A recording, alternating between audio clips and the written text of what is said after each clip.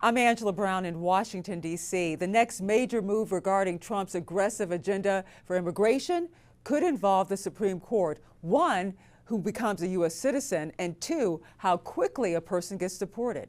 The Supreme Court could help surge or sink President Trump's aggressive immigration agenda. Probably the biggest challenge is the birthright citizenship.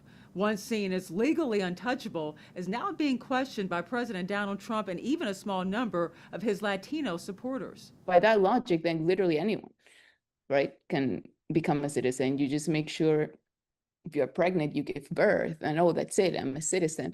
And it shouldn't be so easy, you know, it's not easy in other places, and this is the best country in the world. If the Supreme Court backs Trump, it could change birthright citizenship and rewrite the immigration rule that anyone born here is automatically a citizen.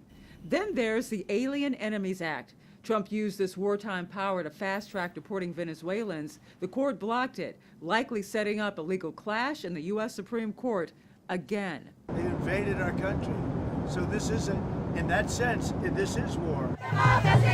Democrats say both moves go too far, that ending birthright citizenship violates the Constitution and using a wartime law for deportations strips people of due process. At the same time, ICE is moving through American cities, drawing harsh criticism from Democrats. This looks like modern-day slave patrols, and they have been sanctioned by this Supreme Court. Last year, the Supreme Court decided that officers cannot stop someone solely based on how they look. But in immigration cases, a person's apparent ethnicity can be a relevant factor when combined with other circumstances, drawing frustration from Democrats who the Trump administration still blames for the immigration crisis. The border is totally secure. You know, you forget, we had a border that I inherited where millions of people were coming through. Now we have a border where no one is coming through. The Supreme Court could hear arguments in birthright citizenship starting in the spring, and we could hear a decision maybe late June or early July. Reporting in Washington, D.C., I'm Angela Brown. Go home now! Federal agents shot and killed a man near Nicollet and 26th Street in South Minneapolis around 9 Saturday morning, following weeks of tensions over a surge in ICE enforcement actions. The shooting, which was recorded on video from several angles, was the third shooting involving federal immigration agents in Minneapolis this month. An agent shot and killed Renee Good on January 7th. If the goal was to achieve peace and safety, this is doing exactly the opposite. Like, what's happening is terrifying. It's very, very scary. You think this could happen to me. I could be filming a deportation and I could end up dead. So today, federal agents beat and then shot multiple times and killed 37-year-old Alex Jeffrey Preddy, a U.S. citizen, a Minneapolis resident, and a VA nurse.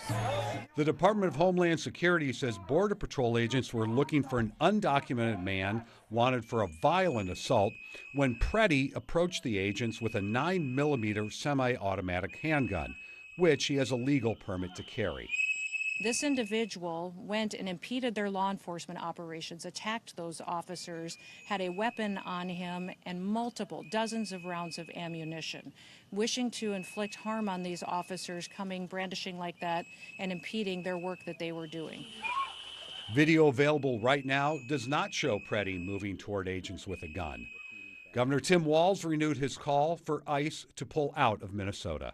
And I call on all Americans to see the decency that this state is exhibiting and the horrific cruelty, unprofessional, absolute abomination that is passing for what these ICE agents are doing on our streets. In a post, President Trump accused Minneapolis Mayor Jacob Frey and Governor Walz of inciting insurrection with their pompous, dangerous, and arrogant rhetoric.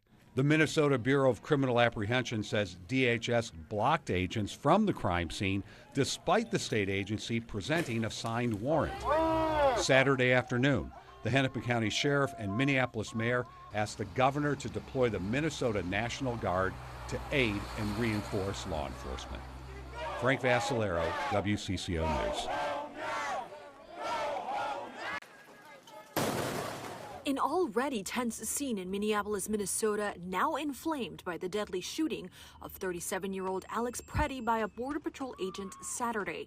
Protesters were marching in the city calling for Immigrations and Customs Enforcement to leave. We're mad that our people are getting murdered.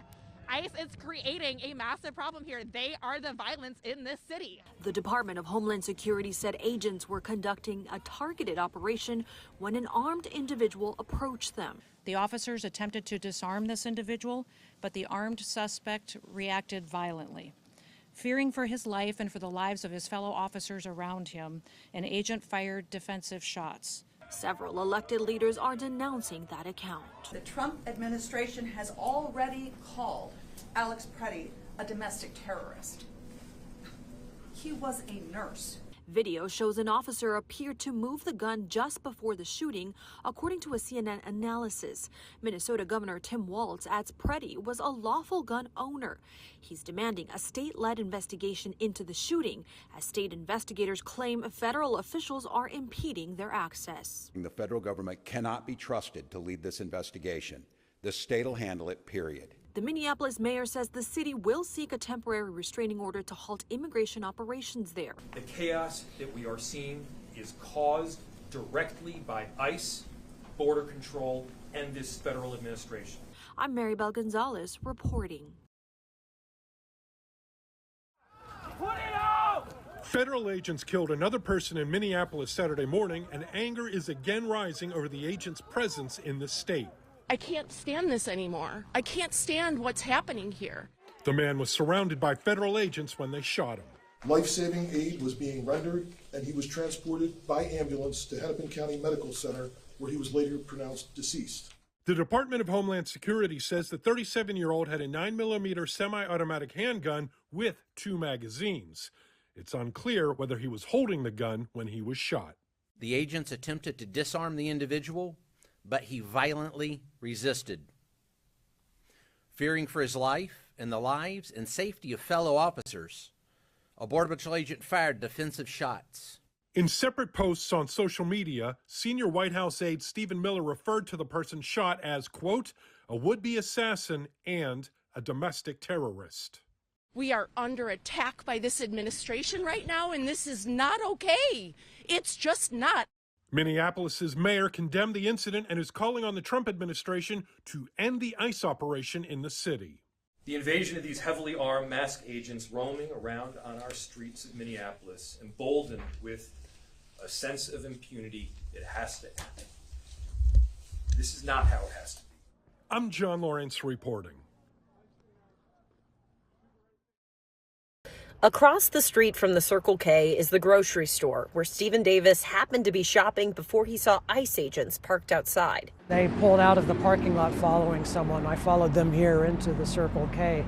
He just recently started volunteering with Tucson Rapid Response, which trained him for incidents like this. So he started recording. You can record, that's fine. That's close enough.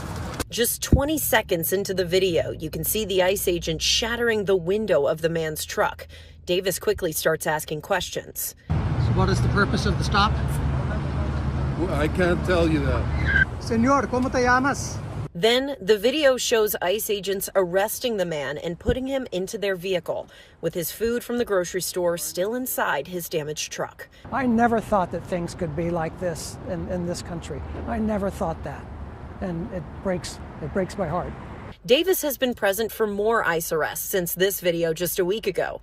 Even as we spoke, here we go. He and his fellow volunteers are notified of more ICE activity in the area. Sandario and Picture Rock, South Park, watching the road, 2 officers in gear in a white van. So he gets in the car